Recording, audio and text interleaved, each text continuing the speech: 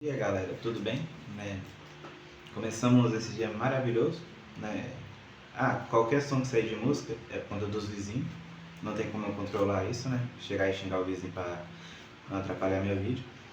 Mas nessa manhã de domingo que eu gravo, né? Talvez eu chegar no horário de almoço para vocês, mas comentar como foi a rodada da Série B para os mineiros. Começando pela ordem de quem joga, o América foi até o Rio Grande do Sul e tomou pica do Juventude, 3-0. E cara, como foi o jogo em si? Foi um jogo, eu diria que tá tendo uma evolução constante na América de ser um time que briga muito, consegue chegar ao gol, mas ainda tem muito erro na tomada de decisão sobre o que fazer, sabe? Foi um time que ainda arrisca muito chutão.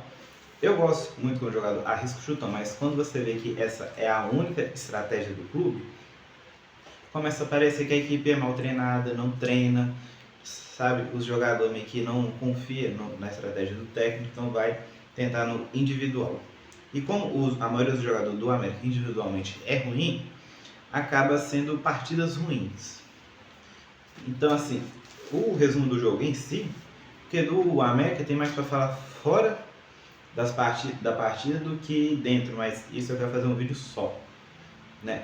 Mas vocês vão ter um spoilerzinho aqui que vai ser o vídeo. Mas o jogo em si, ele é o América o tempo todo pressionando e numa saída errada ou algo assim, tomando gol. Tanto que o Jandrei foi sim um dos melhores da partida, porque o América chutava, tentava criar jogada, mas o parava no Jandrei, não conseguia. Até que o América tinha um pouco de facilidade de quebrar a linha do Juventude, mas sempre parava no goleiro, porque a tomada de decisão do clube é ruim. Do clube não, né? Do jogador do clube é muito ruim sempre. É um chute que vai ruim, torto. O pessoal que às vezes era para dar um chute um pouco mais alto, dá um chute bem baixo. Isso também vai muito pela confiança, porque querendo ou não, o time é o lanterna. Se eu não me falho com 2 ou 3 pontos, eu sempre confundo a pontuação da América, se é 2 ou 3. Mas eu tenho quase certeza que é 3, vindo de 3 empates. Eu lembro do jogo do Atlético, eu lembro do jogo do Sport. Eu acho que é só 2 pontos, acho que são esses dois. Então assim, cara, é impressionante a capacidade que o América tem de perder. Porque o Juventude era, junto com o Cuiabá, um dos piores ataques. Se eu não me engano, a sequência era. Tanto que o América tem um ataque até melhor do que o do Juventude. Foi lá e tomou 3, porque o América é a pior defesa. Então, assim, cara, eu até que via uma certa evolução do time. Não da forma de jogar, mas do time, que eu tentava, você vê que eu não arriscava mais, pressionava mais, buscava mais. Porém, o clube, por limitações técnicas mesmo, não consegue decidir. Então, assim, o América vai sofrer. A números, antes de eu falar dos atletas, o América teve 38% de posse, o Juventude 62%, 16 chutes para cada lado. Foi 3 defesas do Gustavo e 8 do Jandrei, 6 chutes do Juventude no gol, 8 do América no gol. Então, assim, dá pra perceber, né? De 3 defesas do goleiro, 3 gols e 6 chutes no gol, né? Então o Gustavo ainda evitou uma certa goleada. Pra mim, os únicos que salvam do time é só o Gustavo, o Barcelos, o Natan.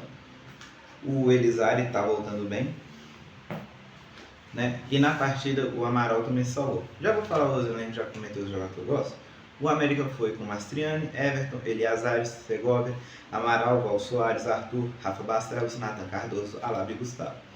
O Juventude veio com Jandrei, Gabriel, Messias, Marcos Paulo, Nathan, Rai, não é o que jogou no São Paulo, Luan Mineiro, Diogo Barbosa, é porque meu óculos tá parecendo é. E sim, é o que jogou pro Palmeiras, Grêmio, Cruzeiro. Hoje está na Série B pelo Juventude. Aí você tem eu não sei se é o Adson ou Watson, porque tem um W, então fica relativo. O espírita lá, Allan Kardec, né? Pelo visto, eles só não queriam jogar no Atlético. E o Manuel Castro. Por parte do América, os únicos que salva com o Roger Silva, para mim, com o Alberto Valentim, o Mastriani e o Bigode se salvavam muito do time, e até o Segovinha. O Segovinha ainda se mantém. Hoje não jogou bem, mas no quesito elenco é o Segovia. Eliazari voltou bem, o Roger conseguiu recuperar ele. O Amaral e o Rafa Barcelos, Nathan Cardoso e Gustavo são os poucos jogadores da América que eu vejo que tem um mercado que pode gerar um dinheiro para o clube. Porque o restante, acho que é de nível Série C, de time de Série C para cair para D, sabe? A nível de comparação, o América ele estava perdendo de 1-0, mas ainda estava pressionando, ele meio que não sentiu tanto o primeiro gol. Só que com a chegada das substituições, que para mim todas, sem exceções, foi ruim, péssima, que foi o Dalbert, o Otávio, o Bigode, o Tauan, principalmente Tauan e Bigode para mim, e o Barros, Gabriel Barros, todos ruins. E com isso, na verdade era o Fábio Lima o titular, o Vadson ele entrou depois. O Vadson, o Safira que entraram no decorrer do jogo marcaram, mas no geral, igual o Arderlan e o Carlinhos jogaram bem. Então assim, o time do América é um time que os titulares não são bons e os reservas são pior ainda. Mastriani, horroroso. A cada jogo que passa mais nítido porque o Atlético Paranaense deu ele para o América, porque que jogador horroroso nessa segunda passagem. A primeira ele foi muito bem, mas nessa, puta que o pariu. Então assim, tanto que o Roger foi até demitido. E o vídeo que eu vou fazer vai ser comentando um pouco do Roger, mas falando do América em geral. E o novo, só ver o nome dele aqui, que o segundo nome dele é difícil. É Humberto Louser. Ou Loser. Vai gerar muito meme. Vai ser o Humberto Louser agora. Mas ele é o novo treinador do América, o Roger foi demitido ontem. Só que o problema, que é aí que eu falo que é o spoiler do vídeo, que eu vou me aprofundar mais, mas já dando spoiler, antes de falar do próximo clube, o problema do América não está em treinador. O Roger conseguia fazer o time jogar. O problema é que os jogadores que o América tem, sei lá, perde pro time do meu bairro. O time do meu bairro, com, sei lá, o pessoal que treina 2 vezes na semana, que o camisa 10 tem a barriga maior do que o do salão, consegue fazer uns 2-0. Eu acho que se o América, qualquer treinador que vier, pode ser até o Pep Guardiola, se, sei lá, vai enfrentar o Paysandu, eu não sei a posição do Paysandu na Série C, porque a Série C eu não estou acompanhando porque não tem mineiro, e até a deu uma diminuída, mas isso não é o caso. Se você pegar o Paysandu contra o América do Guardiola, e o América do Guardiola ganha de 2-0, eu apostaria na virada do Paysandu, porque os jogadores do América é muito fraco. Igual, se o Nathan e o Rafa sair, e o Gustavo, o time fode, sabe? Você espera uma goleada. Então, acredito que... O que eu vou dizer é até meio complicado, mas parece que a gestão já está pensando na Série C, sabe? Isso não é debate do vídeo que eu vou fazer, mas do de agora parece que o América já está pensando no projeto de Série C. Não está pensando em que trazer. Até porque, como a própria diretoria falou, não tem dinheiro para trazer ninguém. Então fica difícil, fica complicado essa situação que a América vive. O Juventude não tem nada a ver, garantiu seus pontos. Ele meio que volta a ficar um pouquinho mais próximo da briga para o G6. Mas quem voltou de forma boa para o G6 é o Atlético. Na sua segunda vitória seguida em casa, ganhou do time misto do Fortaleza. Eu não tô querendo xingar falando que no caso é torcedor de Flamengo e Fortaleza, mas sim que o Fortaleza foi com um elenco mais rotativo, porque tem decisão da Copa do Nordeste. Ah, e um adendo que eu me esqueci, né? Porque o América, o próximo jogo é dia 8 contra o Atlético Goianiense. Vai ter praticamente uma semana de treino. O Juventude, acho que ele tinha um jogo atrasado, enfrentou o Operário no meio de semana. Operário é isso que a gente vai voltar a falar daqui a pouco, mas o Atlético, ele venceu o Fortaleza num jogo bem pau a pau, sabe? Foi um jogo que eu gostei. O Atlético, ele, claro, deu espaço para o Fortaleza, porque o Fortaleza tem uma qualidade um pouco maior, mas o Atlético conseguiu contra-atacar, na minha opinião, até bem. No fim do primeiro tempo, dos 25 aos 30 para mim, o Atlético cresceu mais de produção, voltou no segundo tempo, conseguiu jogar E finalmente o Alex está conseguindo fazer um jogo reativo. O que é um jogo reativo? Não é uma retranca. Antes ele fazia uma retranca e eu odiava isso. Um jogo reativo é você deixar seu adversário ter mais jogadas, criar mais chances, porém você ter um controle sobre isso. A retranca é literalmente toma a bola, o cara fica com a bola, você fica com os 11 na barreira, fazendo uma fortaleza e tudo. O jogo reativo, que até o que o Jair Ventura faz, é você deixar a bola com o adversário, mas tendo uma noção do que ele pode fazer. Ter tipo um controle. É que nem, sei lá, você deixasse seu filho ver TV, mas com o desenho que você quer ver. Ele está vendo TV, mas quem está controlando as ações é você. Então, nesse quesito, o Alex está vindo conseguindo fazer mais um jogo reativo. Tanto que ele sempre gritava, e nas cenas de comentário, que ele falava, não recua, não recua. Por quê? Porque se você recua, você começa a fazer uma retranca, isso faz o adversário crescer, e para até clubes grandes, você retrancar é um trabalho difícil. Tanto que o Simeone, ele é usado como exemplo, o jogo fez tudo, mas o Simeone, ele tendo um elenco que tem, até a retranca dele às vezes tem furos. Então, você imagina um clube de Série B. Por conta disso, então, você tem que fazer mais jogos reativos, que é você trazer o adversário um pouco para o seu campo, mas não totalmente, deixar ele mais no meio. Igual eles têm dificuldade, botar muito mais a bola para trás, você preencher bastante os espaços. E o Atlético conseguiu fazer isso bem. Claro, uma hora ou outra o Fortaleza conseguia criar suas chances, o Luan Poli salvava, mas muitas também iam para fora. Então, para mim, ao longo que passa, o Alex vem se tornando mais decisivo. Eu até vou comentar depois sobre, até comentar daqui a pouco melhor sobre cada jogador, mas adiantando, eu gosto que ele conseguiu logo. Antes ele só tinha o Ronaldo Tavares. Quando perdeu, ele estava buscando jogadores para potencializar para o seu jeito de jogar. E Ian Lucas, Max e o Dixon, para mim, entraram muito bem nisso.